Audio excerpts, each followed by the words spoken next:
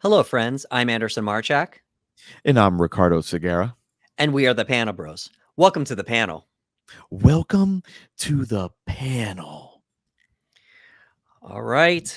Yeah. So we're here with a breakdown, Oh, yeah. and as of this recording, it is August of 2023, early August of 2023, and the number one movie in the world is Barbie.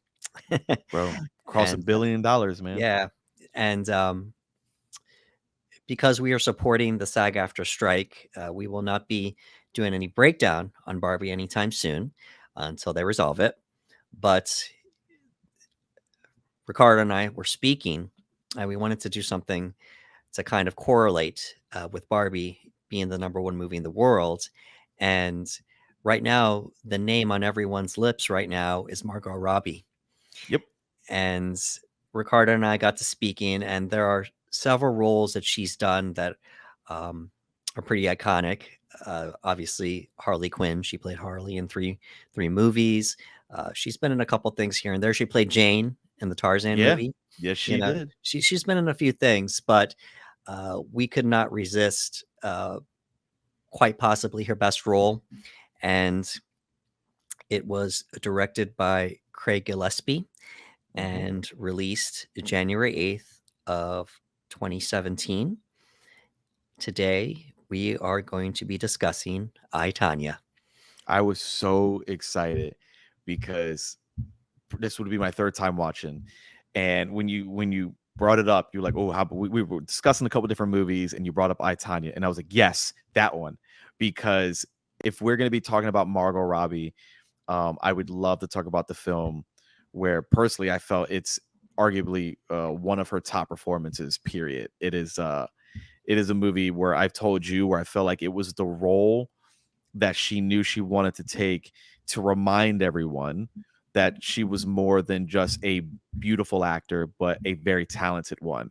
Because again, people can sometimes forget, because look, Margot Robbie is stunning, she's beautiful, and sometimes people can just see that and you have to be reminded, like, no, deep down, like, she's an amazing actor, and we have to always keep that in mind. And I felt like with I, Tanya, that was a role that reminded people, or shown people for the first time, that she was willing to get dirty and ugly, if you will, and gritty and raw, and just have an amazing performance. So when you said I, Tanya, I was like, yeah, let's do. I'm a hype for that one.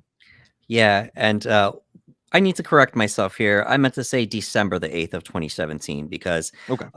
it was one of those films that's award season. You know, Yeah. if a Yep. movie has that hype around it for either performances or just the movie having been made well, the studios will tend to try to release around November, December, January, for award season. And um, we will talk about her performance today. Obviously, that's Hmm. what drew us to this movie. But um, like you, I was excited to talk about it, and um, let's get started. Oh yeah. Oh yeah.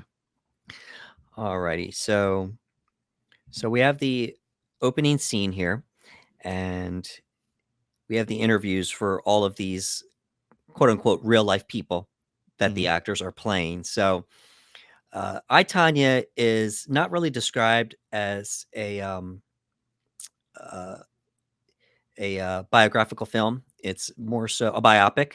Yeah. It's more so like a mockumentary, and Yeah, like yeah, like there are times, if for those who weren't alive for the incident, we were kids at the time when the real life incident happened with Nancy Kerrigan and Tanya Harding, and I remember it being a really, really, really big deal. So when watching this movie, I was like, okay, like you said, it's not really a biopic. It's almost like a mockumentary, because a lot of what we're seeing is basically going to be from their perspectives, Tanya's perspective, her husband's perspective. So a lot of things aren't going to be necessarily true. You know what I mean? Like, it's going to be how they view their story. So going in, I was always intrigued on how they were going to tell their story in this film. So yeah, it's definitely. I think the mockumentary style works well. alrighty. So it is 1974. We're in Portland, Oregon, Hmm. and Tanya Harding is 4 years old, and she is being forced to ice skate by her mother, Lavana Golden. Yeah. And As Tanya starts getting older, her parents take her out of school to focus on her skating career while she trains under coach Diane Rawlinson. Tanya's father leaves because Tanya's mother is abusive. Very. She's abusive to Tanya, she's abusive to him, and we've only gotten a small glimpse of Lavana here, but she's awful in, Very. in every sense of the word so far. Um, you're a father, Ricardo. Yeah. And you saw Tanya's only relief was when she was with her father, because her Mm-hmm. father was so kind and gentle, and her mother was the opposite of that. And you saw, Tanya had a trainer, a coach, but her coach was trying to help her, whereas her mother was abusing her to try to help her. Yeah, her Um, mom was very toxic, if we could just use a single word, like a very, very toxic on how she felt was the best way to teach her daughter and how she handled like the most common of things in the worst way imaginable. Like you said, her father was the opposite of that. He was caring, he was loving. Um, and then the mom essentially is I don't want to throw the term out loosely, but she's just a monster. She's a monster yeah, parent in this movie. And the way she acts, like any human being, whether you have kids or not, you can't help but watch this portrayal and just be like, ugh, just disgusted at what type of person she is in this movie. You know what I mean? yeah. Um, she's crying obviously because her father is leaving, but she's more so sad that her father is leaving her with her mother. She Yes. knew that life was going to get even harder for herself, and she didn't say, don't leave me with her." Yeah. Heartbreaking. That Heart- it's one of those, again, it's one of those movies that when you like, for me, I have a different set of eyes when I first watched this movie whereas I watch it now, and it just broke my heart. It yeah, absolutely broke my heart. You have McKenna Grace, who's performing amazing in this scene, and just it kills me because, like you said, like it's not necessarily like don't leave me with her. Like take me with you. Do not leave me with her. And like you see her mom on the porch, just kind of like whatever. You know what I mean? She kind of just she hears her daughter crying, goes, whatever, and goes back inside, has a cigarette, and you're kind of just like, and it just reminds you of like the difference and everything. And he just couldn't stay around anymore. He couldn't deal with that. And there was a part of me that, and I know it's a movie and it's a mockumentary style, but there was a part of me that was like, man, you should have just took her. You should have took her with you, man. You know what I mean? And I'm like, just this is how the story plays out. So we're just gonna watch it happen. But yeah, it was just she is the worst. yeah. So, um, Tanya starts rising up in the ranks, Hmm. becoming known as one of the best figure skaters in the United States. And unfortunately, she's being held back by her upbringing. And they use the word, it's not nice, but they use the word white trash to describe Yes. her in the movie. Well, she's saying that's what people say to her. That's what Hmm. the judges are looking at her like. She has, not coming from a lot of money, Yeah. homemade costumes, um, music that at the time wasn't considered conventional rock music. Hmm. Um, Eventually, she meets Jeff Galooly, and around this time, she's 15 and he's 18, and this is kind of funny. They did the whole trope where they use the adult actor but playing a teenager. Yes. So Yes. we have Margot Robbie obviously as the lead, and she's playing a 15-year-old, and they give her braces to make her look younger. They gave her braces and they cut her hair really short Yeah, to obviously match, but like they're doing as much as they can to give her like that young, innocent look. It's fun when they do that. yeah, and then we have Sebastian Stan, who they're trying, They're they trying, you know what I mean? just as clean shaven as he can be. And I just thought that was funny there that we got to see Yeah. them, play teenagers, and it's a trope, but it works, Yeah, because yeah. for the most part around that age, you're gonna look just about the same when you Yeah. hit your 20s, and Hmm. such. So, and early 30s in some cases. Uh, at this point, we're getting to see more of Tanya's mother, who is being played by Allison Janney, um, just be an awful human being. Yeah. And for Tanya, it's embarrassing, but at the same token, it's like, well, this is my mom, Yeah. and it's quote unquote normal. So I took down this point here. I was embarrassed for Tanya when Mhm. she was having dinner with Tanya and Jeff, because it was, Yeah. Jeff meeting her, and she's just being so crass, and you know she even asks, like, you two F yet, Yeah. just out of She nowhere. and it's supposed to be a date, and she wants to be really excited to be going on a date with Jeff, and her mother goes along with the ride, sitting directly across him and just trying to make it as uncomfortable as possible, asking him really odd questions. Are you the gardener or are you a flower? Like, what are you? Like, are you gardening? Are you a flower? Because this one over here, she can't garden to save her life, and I'm a flower I'm a gardener who wishes she was a flower. I'm messed up too. You know what I mean? And just making it really uncomfortable. He doesn't know how to respond to things because again, these are young kids. Like I've been 18. I wouldn't know how I would handle that situation being asked this type of question. So you can see that they're uncomfortable and she's pleading. She's like, Mom, please. And like you said, she asks us about their sex life, if it even exists. You know what I mean? And just like, Right. oh, are you guys effing yet? And it's just like, oh, and he doesn't know what to do. And she's got her hand in her head, her head's in her hand. And it's just like, oh my God, like she's going out of her way to just make this date as uncomfortable as she possibly can. And it's embarrassing. It's embarrassing for us as viewers to have to watch it. Yeah. So, throughout this movie, we've seen Tanya and her mom get into fights. It's Mhm. happened many times, verbal, physical, but they chose to highlight one physical fight that they had, and um, they're going back and forth at each other, and then um, Lavana just starts throwing stuff at Tanya, Yep. and Tanya's ducking, and Lavana ends up throwing a knife at her, and it hits her in the arm. And we hear a line that happens throughout the movie where someone will say, "This part didn't happen," or Yes. where the character, the actor rather, is saying, "Well, this part didn't happen," to Yep. kind of make themselves look better. Yep. Several of them say that throughout the movie. So Numerous I, times I in the think movie, which Lavana is says, I think Lavana says this didn't happen because it makes her look yeah. bad. Yeah. There's moments where it's Tanya, where it's Jeff, where it's her mother. Like there's multiple times in the movie, which is why I thought it was so interesting to tell the story this way because the movie wasn't trying to tell us necessarily exactly 100% what had happened, but they're giving us a perspective of how these individuals tell their stories. So it's like, well, that never happened. That's what she says, or that's what he says, and they do that a lot. And you're kind of like, wow, no one in this movie accepts any responsibility for anything because there's too much that didn't happen. But when this fight, was said to have occurred, she gets stabbed in the arm, and you could feel the room just stop. Like they're yelling at each other, they're fighting. Tanya's pleading with her mom to just please stop. And even the mother at that point, when she throws it, she stands in place, and it's almost like, oh, did I go too far? Because Right. there's a moment where nobody's saying anything. And then from that moment forward, things are about to change. Right. And you're just rooting for Tanya to go off on her mother throughout this Mhm. entire movie, especially in this part, and she doesn't do it.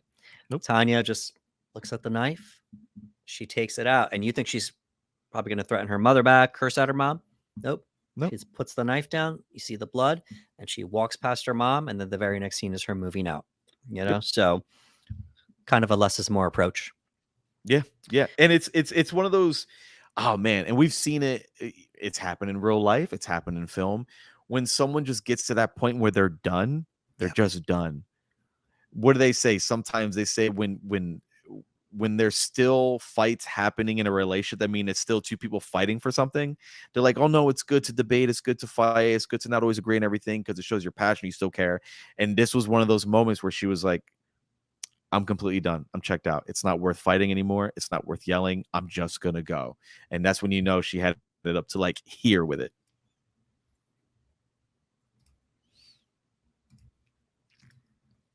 All right, 1 second here.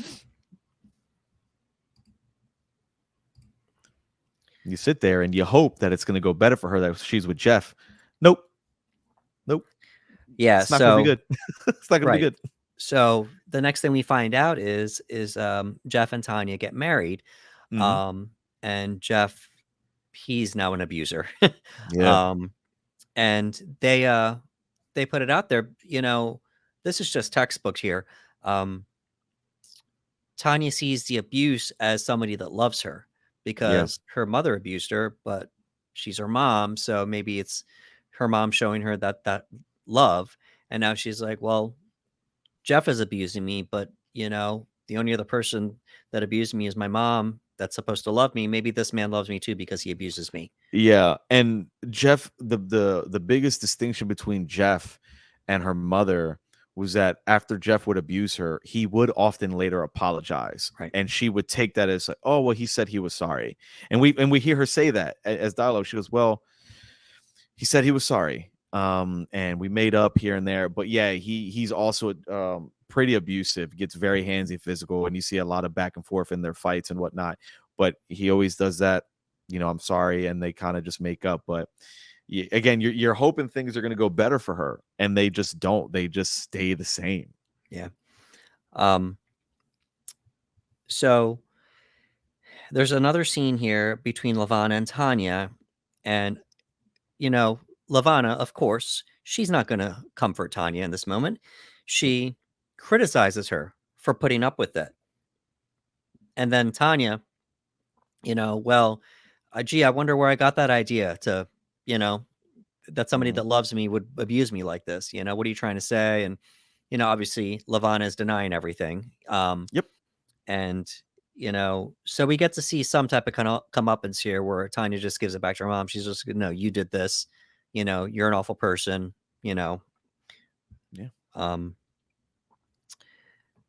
So Tanya, due to, this trauma that she has, she has a hard time navigating life with other relationships with people, people trying to help her. So, she, she has this type of relationship with her coach, Diane, as well. She's just rough around the edges because of these things that have happened to her in her life, understandably so. She gets into an argument with Diane, and she fires her and then hires Dodie as her new coach, Dodie Cheechman. Tanya goes on to become the first American female figure skater to complete 2 triple axel jumps in competition. This is history here. Yeah. And unfortunately, at the 1992 Winter Olympics, Tanya fails to stick her landings and she ends up finishing 4th. So we're going to take a break here. I thought it was really cool when they let us know that she was the first person to land a triple axel. Yep. And I don't follow it anymore, but at the time, figure skating was actually pretty popular. It was big, man. Yeah. It was very big. Like, I've things were a little different, and I remember being a kid and seeing a lot of it reminds me of more recently when Michael Phelps was really big and everybody was watching swimming. Right. I feel like figure skating and ice skating was on the radar because you had a lot of talent coming up. I can't name them anymore. It's been too long, but I remember when I was younger, I can name them. I can name a lot of these pro skaters because they were all over the place. Well, at the time, her class was it was Tanya Harding, Nancy Kerrigan, Christy Yamaguchi, and then thank you, Christy Yamaguchi. That's one that always stuck with me. And then we'll find out some more names later on here. So she says it's the skate. The problem is the skate, but then they intercut it with the lifestyle that she's living. Her diet is off. She's not training well. She's drinking, smoking, partying, and then of course the abusive situations with Jeff. So Tanya's saying it's the skate, but in reality, no, your life is a mess. That's why you're not skating well. You're off your game. Like, you went from being at a position where no one believed in you. There's also a scene that I wanted to touch up on where there's a guy heckling her really bad. What are you doing? You're awful. Again, they use the term white trash in the film, yelling at her, and she's got to go hit this move that has not been hit. And her coach is like, ignore it. You're going to do fine. And you find out that the mom was paying this guy. Right. Her mother was paying this guy to berate her like that, to throw her off her game. And it's another awful thing that she does. She hits it. She starts getting over. She's doing really well. She starts dropping, not sticking her landings. And like you mentioned, she tries to blame her skate. She's like, oh, my skate. But they cut and they show us that nope. After her and Jeff had a falling out, they got back together, drinking, smoking, getting out of shape. And it was like, no, you're your own demise here. It's not the skate. It's you. Tanya ends up taking a job as a waitress. Now, this was because she finished fourth. And Yeah. the reason she gave for this is and it's a pretty logical reason. You don't get endorsements for finishing fourth. You Nope. know, top three, yeah. There's gold, silver, and bronze. Anything below a bronze, you're not going to get an Can't endorsement get deal. anything. And that's how Olympians, get funded for their career. So she ends up taking a job as a waitress, thinking she's done. And her old coach, Diane, comes back to her and convinces her to train for the 1994 Winter Olympics. She performs well, but she's still getting poor scores. She goes to the judges asking about her scores, and one judge in particular in his car. And he tells Tonya that her image is not wholesome enough. Yep. And um, he goes on to say all the things that she'd been hearing before. The dressing, what she's dressed as, the musical choices. Um, Unfortunately, her background, which she can't help. Nope. It's like America doesn't want you as the face of figure skating. Unfortunately, it's not just about the skating, which she's great at. Yes. And Uh, it's a sad realization because we know that that is indeed a thing. Like you could take a show um like American Idol and look at how contestants look in the beginning versus the end. It's about an image. Everything's about image and what they could present to an audience.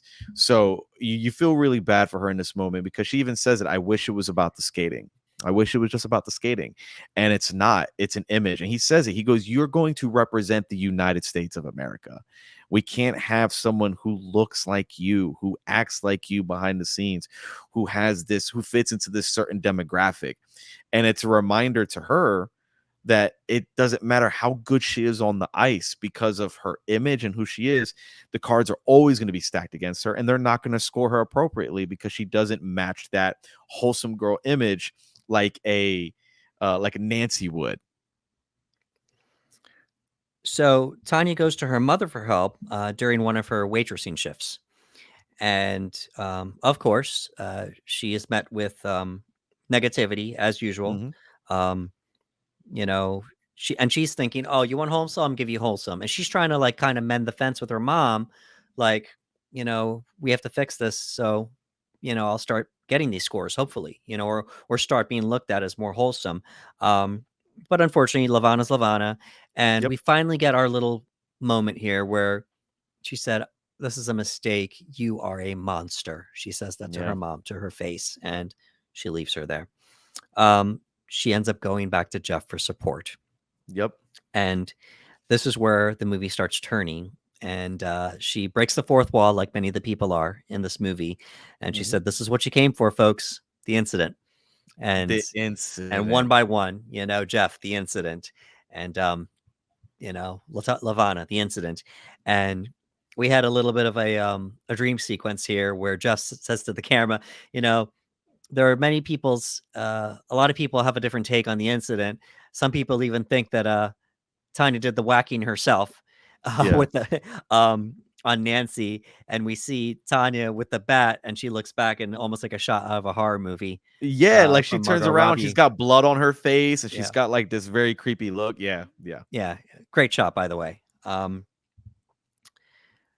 So we have the competition here. It's November 1993. It's the Northwest Pacific Regional Championships in Portland.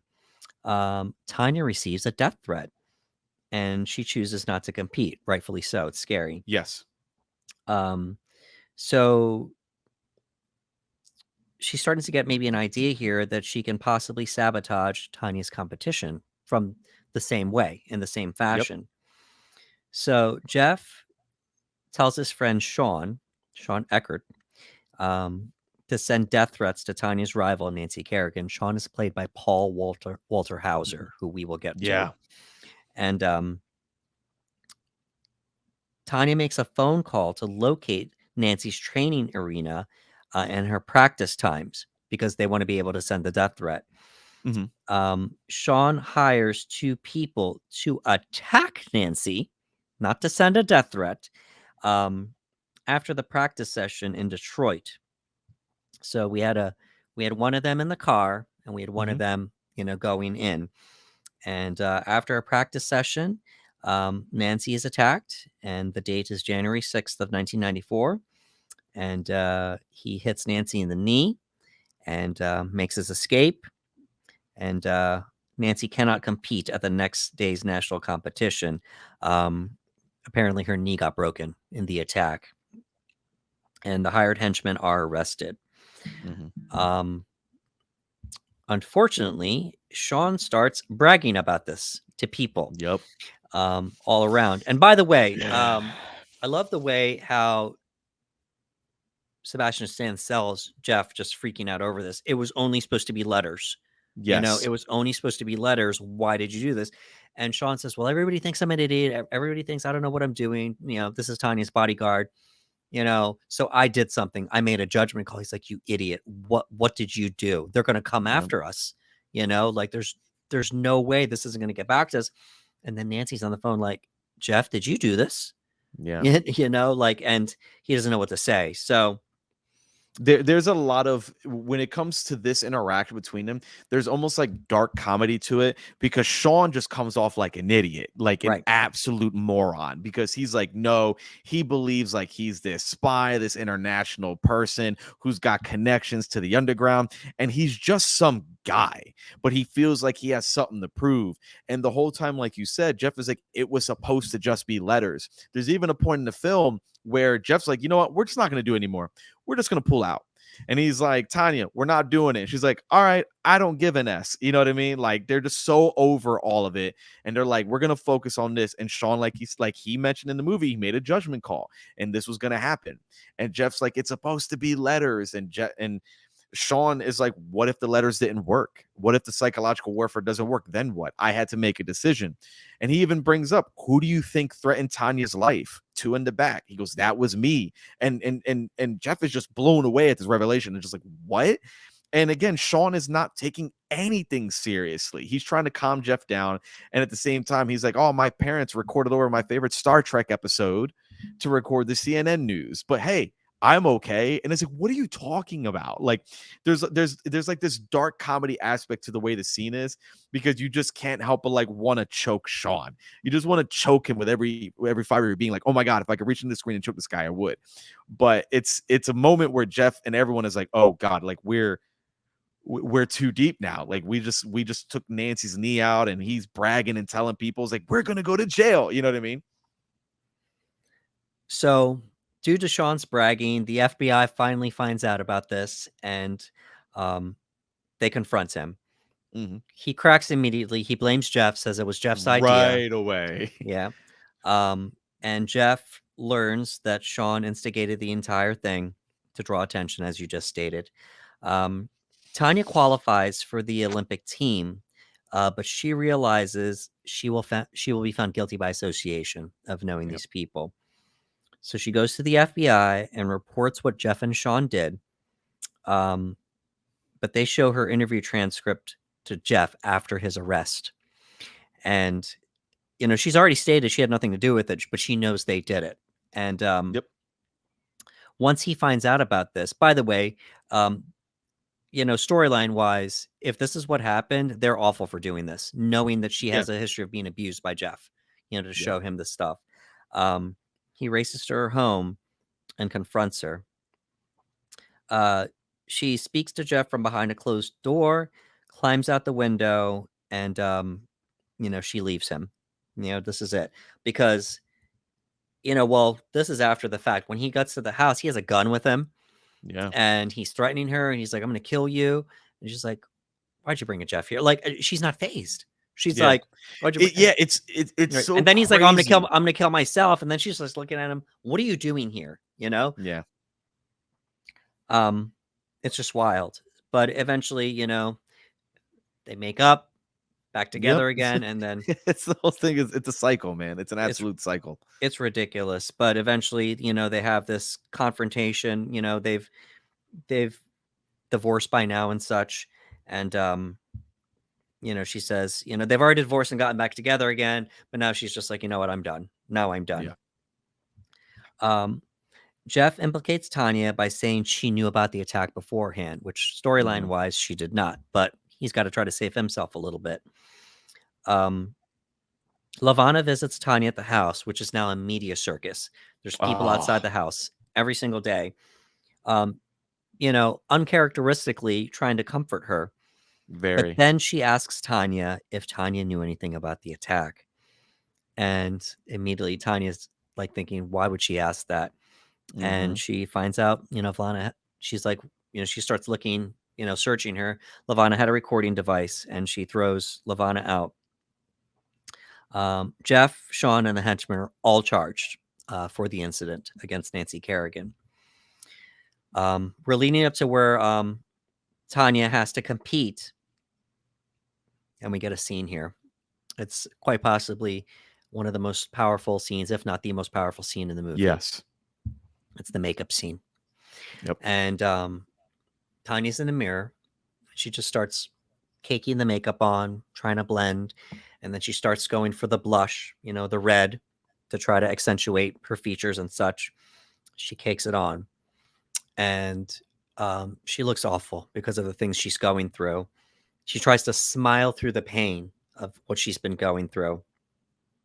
And um, it's sad. Very. I found it symbolic because it's almost like the scene was a symbolism of Tanya trying to cover up all of the flaws and and pain that she's had in her life through the makeup. It was almost like the things that she's always trying to hide by trying to dress nicer, trying to um, put on a brave face for everybody because of the things she's going through. Like she's just trying to do right, and the scene for me was symbolic in the sense that she's trying to use the makeup to cover up the things, but no matter how much makeup she puts on, we can still see everything that's going on. Yep, and she can't hide those emotions, and it's brilliantly acted by Margot, and it serves a great purpose in the film, like you said, for a lot of symbolism, and it's coming through. You see the pain coming through, like no matter what, she's putting this makeup on, she's trying to smile, but you see it all in her eyes. It's nothing but pain and torment, and no matter how much she puts on, it's not working. It's just not Right. working, and it's such a brilliant shot the way we get to see it as a viewer, and we start to like really feel her pain, based off what the story that the movie's telling us in this moment was like, man, like out of with everything that she's dealt with, she's not pretty enough, she's not innocent enough. Then she has to deal with all this baggage, being attached to this crazy, heinous crime, and just always feeling like no matter what, the odds are constantly stacked against her, and she's got to put on her mask. She has to put on a brave face. She's got to put on a smile, and no matter how hard she tries, it's just not coming through. It's a very, very powerful scene, the best one in the movie. Yeah, and you know, she's a very good-looking woman, Margot Robbie is.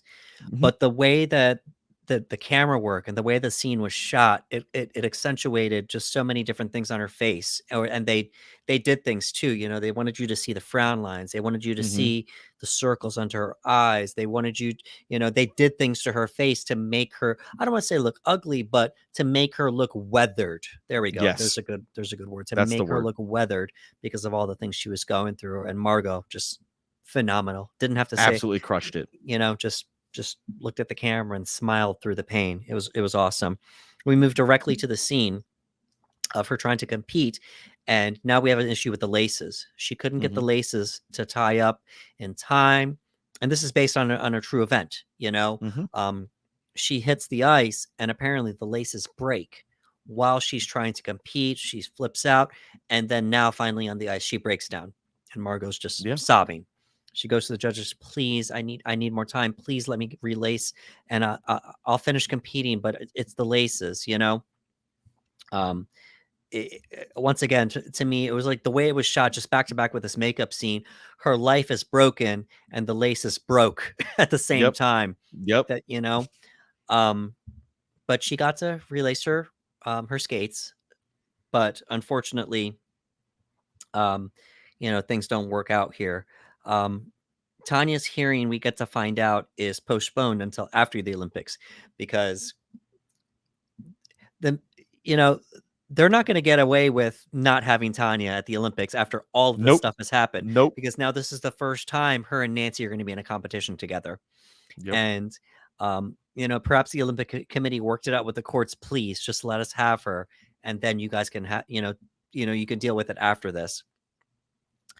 For whatever reason, whether it was the laces, the problems she was going through, whatever the case may be, Tanya finishes 8th. Yeah, dude. It's brutal. Yeah. Nancy wins the silver medal. And then here's another name, Oksana Bayul, an up-and-comer here. She beats Nancy for the gold and the first ever Olympic medal for Ukraine. Tanya accuses Nancy of being a poor sport. She said, she's like, look at her. She just won a silver medal, and she's looking at the cameras like she's so ungrateful. Yeah. Like, I'm the bad guy, but look at her. Look at her. Look Yeah. at the type of person she is. Tanya avoids jail, but she is banned from competitive figure skating for life. Heartbroken, she begs the judge to give her jail time instead of taking away the one thing she knows how to do. Yeah. But the judge refuses. Once again, another scene where Margot just lays it out. She's talking to her attorney. She's talking to the judge. She's sitting there going, I didn't know. I didn't know, and I it was them, it wasn't me, and they didn't believe her. They just flat out didn't believe her. You had to have had at least something to do. You may not have set things into motion, but you had the power to stop it almost. Yeah, you were involved in an incident where you were in one way or another were going to affect the well-being of a figure skater. Like, you wanted to do the letters and the psychological warfare, death threats. Like, let's not sit here and pretend that death threats are something that aren't illegal. You know what I mean? You can't send death threats to people, and paying someone off to do death threats. So she was highly involved. And this scene is again, like you said, she's magnificent in this scene because she's pleading with the judge, please. And she brings up the fact, like, these guys are getting 18 months. They get their life back when they get out. You're taking my life away. Like, you're essentially giving me a life sentence. Let me serve jail time, please, because then I can serve the time and then I can skate again after. And they're just like, no, we're just banning you completely. Imagine loving something so much that you'd rather go to jail Yeah, than dude. have that taken away from you because it's the only thing you know how to do well, so just heartbreaking, heartbreaking. Jeff acknowledges that he ruined Tanya's career from this incident. He changes his name, opens up a hair salon, divorces, and then remarries. LaVonna moves to Washington State. She has no contact with Tanya. Tanya remarries, divorces, takes up professional boxing, becomes a landscaper, house painter, and deck builder. She now lives happily with her third husband and their 7-year-old son as of the release of the movie. The text at the end states that Tanya wants people to know that she's a good mother. I took down the closing monologue here because I thought it was awesome. And once again, Margot just delivers it with such poise. She says, once I was banned from figure skating for life, I didn't have a lot of options. Did what I had to do just to stay in the public eye and pay the bills. I was the second most known person behind Bill Clinton in the world. That meant something. And she's right about that. Yeah. People still wanted to see me, so I became a lady boxer. I mean, why not? Violence was always what I knew anyway. America, you know what? They want someone to love, but they want someone to hate. And they want it easy. But what's easy? And the haters always say, Tanya, tell the truth. There's no such thing as truth. I mean, it's BS. Everyone has their own truth, and life just does whatever the F it wants. That's the story of my life, and that's the effing truth. It's and it's in the middle. It's in the middle of her boxing because she became a celebrity boxer when this craze first started of celebrities doing these things. To kind of stay in the public eye. Yeah, and the the monologue also deals with the idea of like, everyone has their own truth to tell. Like everyone's got Oh, their own perspective, which is majority of this movie, which is very interesting. Again, the movie could have set out to be like, hey, we're gonna get to the bottom of the truth and we're gonna give you that movie. And they said, listen, instead of doing that, we're gonna allow the characterizations of these real people tell their versions of the story. And it's kind of up to us as a viewer who may not have been around at the time to kind of go, do I believe her? Do I not? Again, I remember growing up with this event and being mortified at what had happened. I was really young at the time, but even at that point, I kind of sided with the way the judge did. Was like, there's no way she didn't know. Like she had to know something. She knew enough that this could have been prevented. So it was wild. Again, this was a big thing, man. Like we in the 90s experiencing this, and Nancy Kerrigan's name everywhere, Tanya Harding, the picture. Like, for example, I remember vividly, when she does the scene in the movie and she shows her laces to the judges and she's pleading with them. I remember that real event. Like, I remember the real Tanya Harding showing, like, it's ingrained in my brain when this all went down. And I remember she got into celebrity boxing, as she mentioned. I also remember she was on a show called, I think it was World's Dumbest Criminals for a while, where her and other celebrities would break down criminals and things of that nature. And I always thought it was rather ironic because I'm like, you guys do know who Tanya Harding is, right? Like it's kind of okay. All right, so that's the joke. Is we have a bunch of people here who were celebrities who got in trouble with the law and now, kind of poking fun at other criminals that do things dumb. It was interesting, but she always, for a while, she tried to stay in the public eye for a little bit, and to a fault. And like you said, the end says that she just wants people to know she's a good mother and she's married wherever she is right now, doing her thing. And that it's the incident. It was an incident. so I remember when I first saw this, immediate in my mind, okay, these performances are going to get recognized. Yep. Come award season, and if not, people are just going to say, "Wow, this is such a well-made movie," but the performances is what carried it. And it was a low-budget movie, Mm-hmm. obviously, made for 11 million, but it made some money at the box office. It ended up making 53.9 million. Woo. So yeah, Okay. that's a nice return. Yeah. And I talked about performances. So Yes. Allison Janney ended up winning Yeah. the Oscar for Best Supporting Actress. Now, the cool thing about this is that it was her first Oscar nomination, and she won her first Oscar with her It's pretty nomination great. here. She was opposite other people here. Um, we have Mary J. Blige in Mudbound. Mm-hmm. We have Leslie Manville in Phantom Thread. We have Laurie Metcalf in Lady Bird. Shout out to Greta Gerwig. And Yeah. then we have Octavia Spencer in The Shape of Water.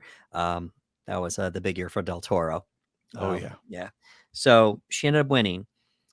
Surprisingly, for whatever reason, Margot did not win the Best No. Actress award. So it was a strong year. And let's take a look at that here.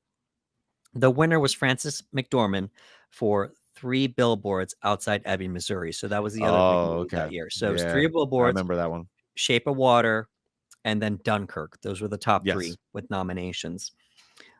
We had Sally Hawkins for The Shape of Water. Mm-hmm. We had obviously Margot Robbie for I, Tonya. We had Saoirse Ronan in Lady Bird. Okay. And then, of course, some people call her the GOAT, Meryl Streep, for the Yeah. host. So Yeah. all It that, that strong, that's a strong lineup. all strong performances. And I believe Sally Hawkins didn't say a word in that movie, if I'm not mistaken, No. in The Shape of No. Water, so Yep. All great sign performance from language her. and yep. So all those people, um, I would have liked if Margot won it because I want to confirm here. Frances McDormand had already won an Oscar at that point. Mm-hmm. So it was her second Oscar. I believe she won it for Fargo.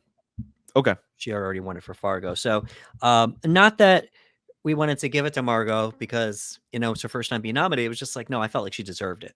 No, she really did. She delivered a brilliant performance. And I think to this day, and she's got many great performances, but I feel like this was the one that kind of stood out and said, "Hey, like I'm a great actor," and you couldn't help but walk away. Like you said, I think when we saw this movie, we both saw it at different times. I felt the same way that when I watched it, I was like, okay, that's an Oscar nominated performance right there.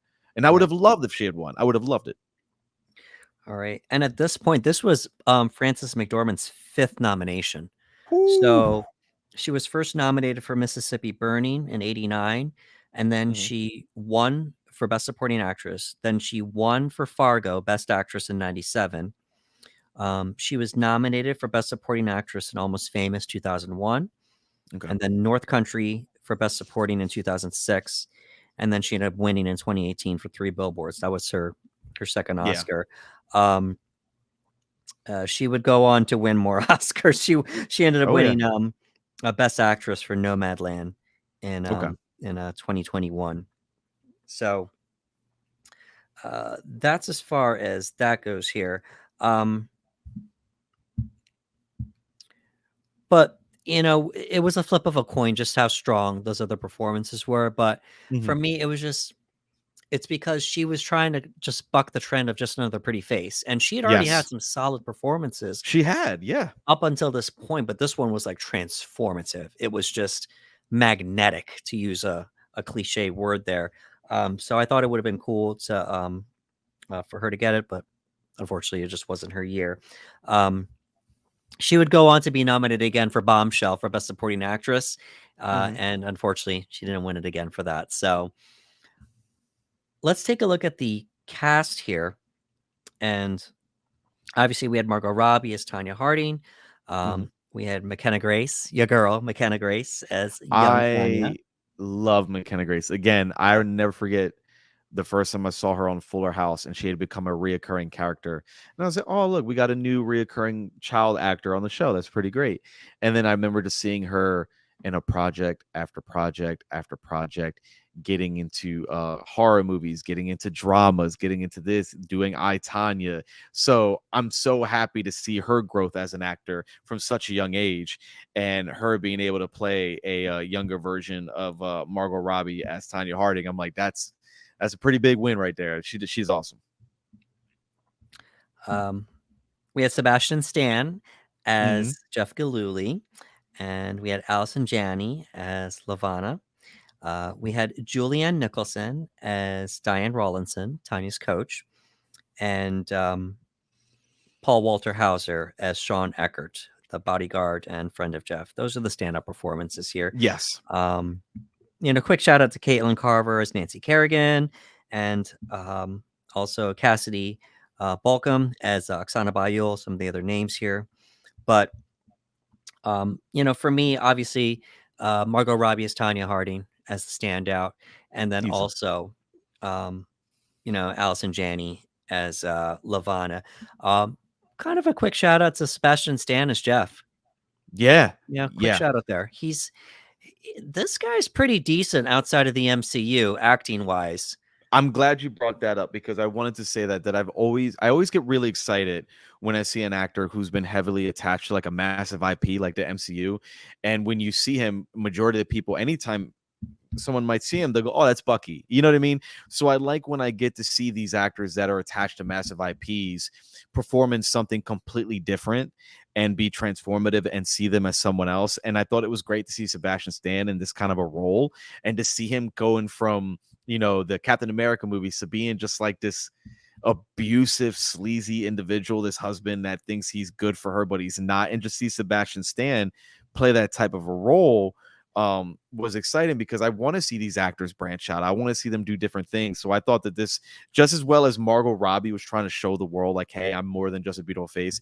I'm a magnificent actor. And she absolutely is. Sebastian Stan got that opportunity too, to be able to show a side of himself that probably many people hadn't seen. Because to many people, Sebastian Stan was an unknown name and they only knew him as Bucky. So, like you said, I'm glad we got to see him do some great performing outside of the MCU where he could sink his teeth into a different type of role. We got to give a shout out to Paul Walter Hauser. Love that dude. He plays this type of role.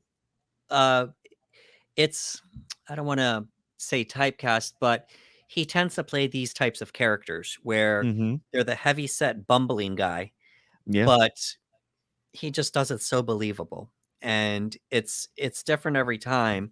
Um, I'm thinking of his role in Cobra Kai, almost like Yes. the same type of role here. Uh, what else was he in? He was in that biopic movie here. Richard He's Jewell. Richard Jewell. Like Right. he in Cobra Kai, you see him be like he's extremely like quote unquote nerdy or dorky in comparison to the other characters, and he could be super funny. And then he can do a movie like Richard Jewell, which is a heavily dramatic film. And then you can have him in I, Tonya, where again he's just this bumbling idiot and he's so believable. He's one of my favorites in the movie. He is a terrific actor. I anytime I see him in something, I'm like, ooh, okay, what kind of role is he gonna be playing this time? So I'm glad he got a decent role in this one. I'm glad we're giving him a shout out because yeah, Paul's pretty great. Yeah, I remember when he was rumored to play Penguin, Oh um, yes, yes. for Matt Reeves, if I'm not mistaken, and His it name it came up. yeah, it went to Colin Farrell in a fat suit, Hmm. and that's fine. That worked out, but Oh yeah. it would have been really cool to see someone that actually looked the part, Hmm. like Paul Walter Hauser, get that part. But it's okay. He'll get a shot. He keeps getting roles. He's doing well Yeah. Yep. for himself and such. Um, let's talk about Margot Robbie here. We got Hmm. to. Well, well, first of all, let's give credit to Allison Janney first here. Just Yes. I hated her from like the first minute I saw her on the screen. Like, and when you saw the real life version of the Hmm. person she was playing, it was like it wasn't just Janney. She was playing Lavana. Yeah. That's Lavana. Like obviously for film, you got to turn it up a little bit. Hmm.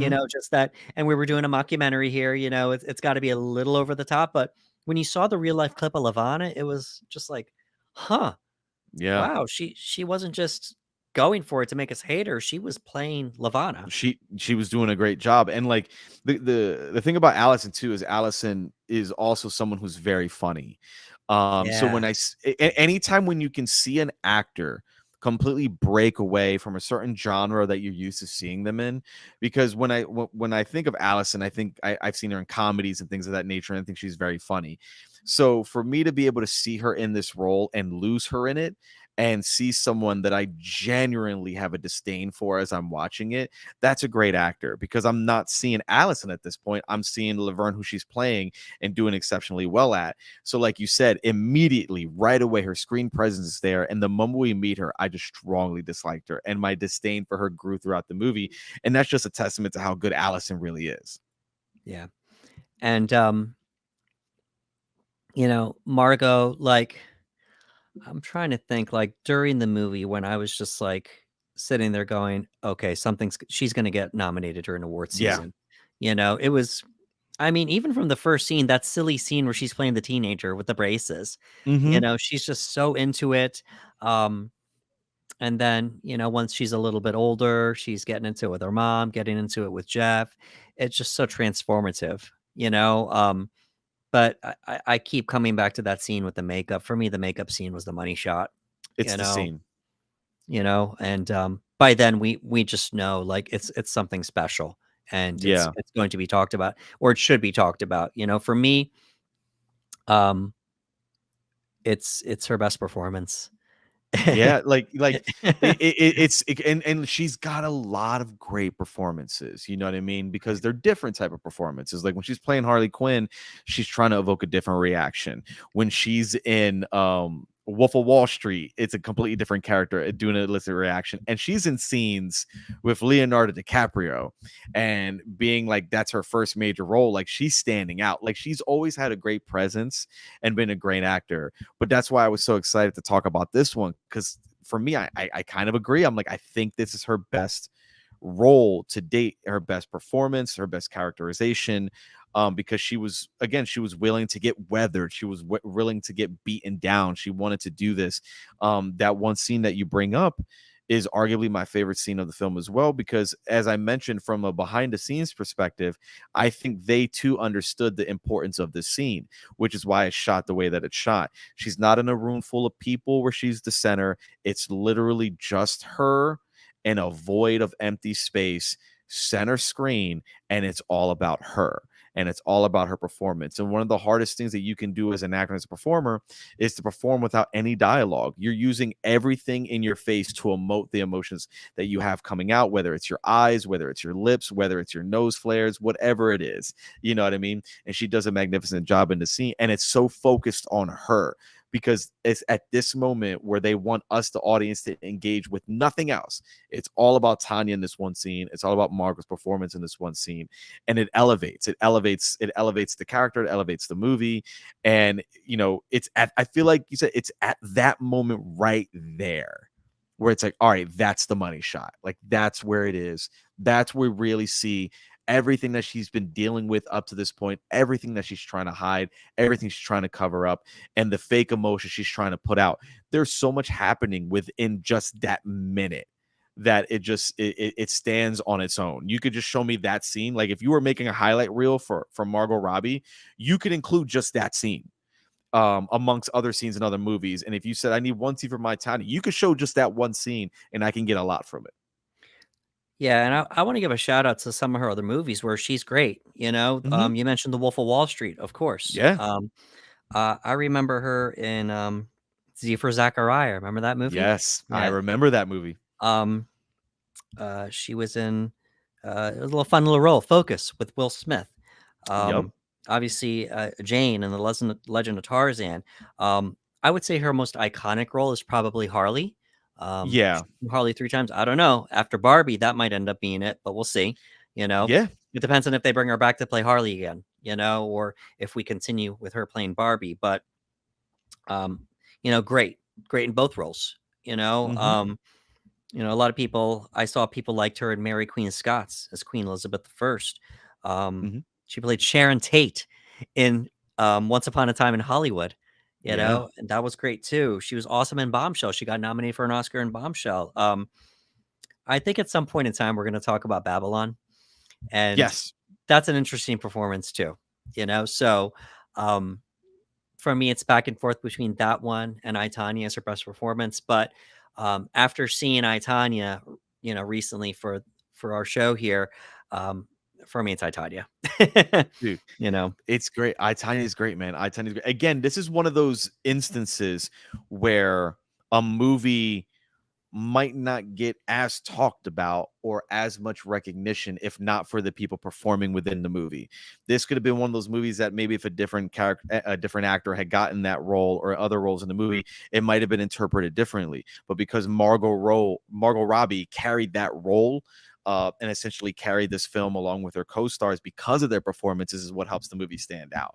You know, I'm not saying there's other people that couldn't have played I, Tonya, but there's no one else that could have played it the way Margot did, and that's what makes her different. Each actor is different in their own right. They're all going to play things differently and specifically in their own way. And this is, for me, like you said, I think it's I, Tonya, and I love a lot of other movies she's in. I remember when and we both tend to do this when she was cast as Harley Quinn. We started seeing her in other things. It's like, all right, what else has she's done? So we start looking for other movies that she's been in because we want to see who these actors are. And I remember watching Z for Zachariah and other films that were like from her past, where I'm like, okay, no, like, yeah, like she's a great actor. She's a great actor. But right now, because Harley Quinn is probably her most popular character, when people see her, it's Harley Quinn. Like, you think Harley Quinn, you can't help but think it.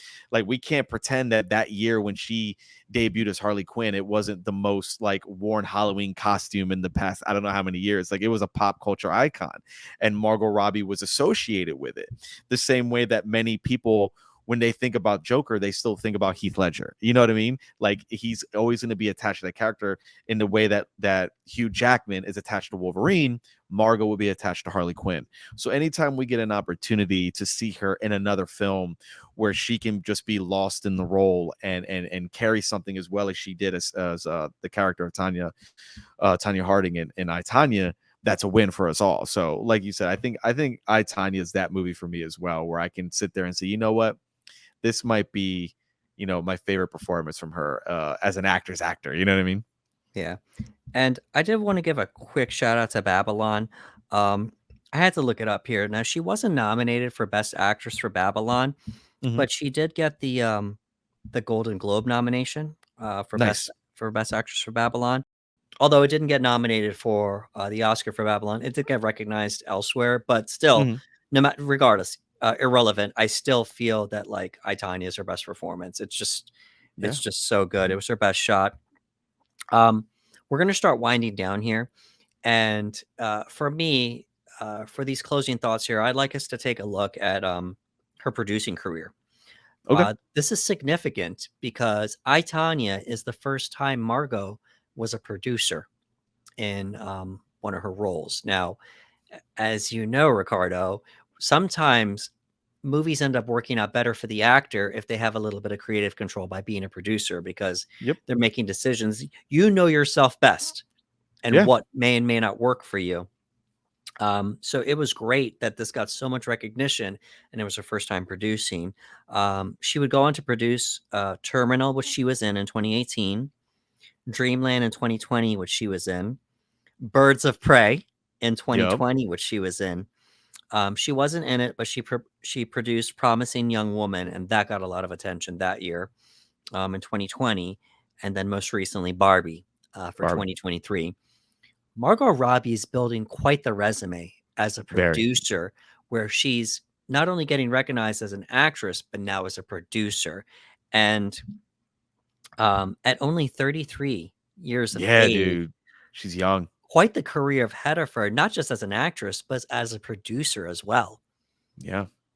And I just think it's great because she was able to buck that trend of just another pretty face, and now Yeah. she's just building a career for herself.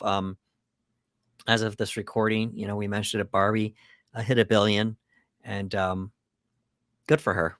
You know, Yeah, dude. And her like we've seen her climb. We've seen her climb, whether it was in front of the camera, whether it was behind the camera, and she is shown to become very, very successful. And I know I myself personally really enjoy seeing that when I see actors become producers, become directors, become writers, when they start taking on a little bit of responsibility from behind the camera, because it shows that they have a lot of incentive to make the best movie possible, the best movie possible that they feel more comfortable in, that they're like, okay, this is the movie I want to help. And she's got a team with her, you know what I mean? Like, she's not a single producer in his movies, it's her and a couple others, and they're working together to make the best movie they possibly can. And I enjoy that because I don't want to say it's easy, but an actor can show up, get hired for a job, give their best performance, and that be the end of it. But to serve as a producer or a writer or do anything behind the scenes, you're doing that much more. And it's really cool that at 33 years of age, the type of resume that she has built over the past few years in front of the camera and behind, like, again, Barbie crossed $1 billion. She is the lead and a producer on the first ever $1 billion film for directed by a woman.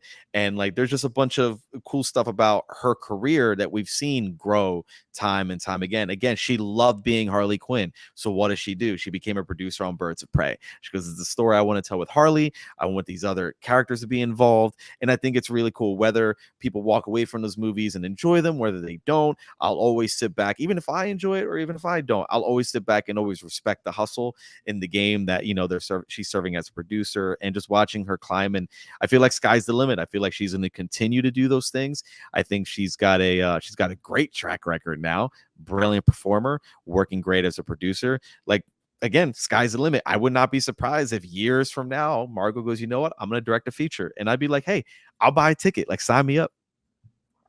absolutely. All righty, folks. That was the Panel Bros official breakdown for I, Tanya.